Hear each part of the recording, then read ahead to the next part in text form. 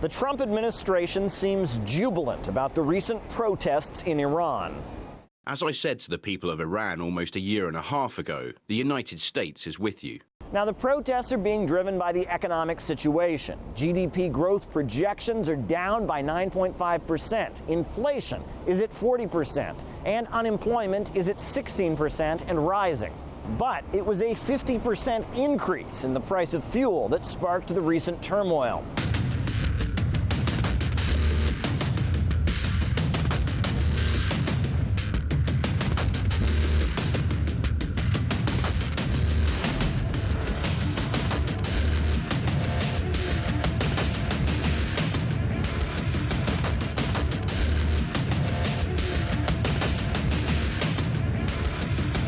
Now, an economic squeeze like that is bound to get people upset. But why is Iran in such poor shape? Well, Donald Trump has a lot to do with it. In 2015, the international community agreed to lift decades-old sanctions in response to an agreement that was reached about Iran's peaceful nuclear energy program. But then along came Donald Trump.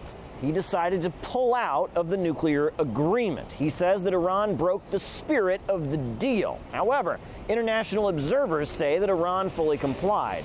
As of today, I can state that Iran is implementing its nuclear-related commitments.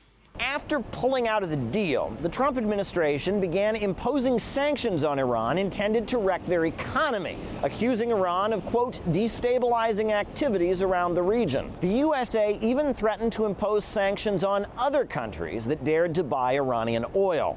Anyone doing business with Iran will not be doing business with the United States. I'm asking for world peace, nothing less. We are ready to impose sanctions on any activity subject to restrictions. After the Iran nuclear deal in 2015, Iran was exporting roughly 2.5 million barrels of oil per day. Now that number is down to roughly 200,000. In a country where the economy is centered around state-run oil exports, that's a pretty big financial loss, and it has been detrimental. Cuts in fuel subsidies and other benefits for the population had to be made. Top Iranian officials have sat down and made a decision for the country based on expert assessments. This decision must be executed. But according to Donald Trump, working to economically ruin Iran makes him the best friend of the Iranian people. Nothing says I love you like bleeding someone dry. We ask all nations to support Iran's people as they struggle to reclaim their religious and righteous destiny. I want to deliver a message to the long-suffering people of Iran. The people of America stand with you. Will the Iranian people return to the nation's proud roots as a center of civilization, culture, and wealth, where their people can be happy and prosperous once again? The United States, throughout the Iranian history, has always been against democracy. I mean, the United States was the country, together with Britain, that instigated the 1953 coup against democratically elected Mohammad Mossadegh. Right now, it's no different. I mean, the United States has imposed very severe sanctions on Iran, which has hurt a lot of ordinary people.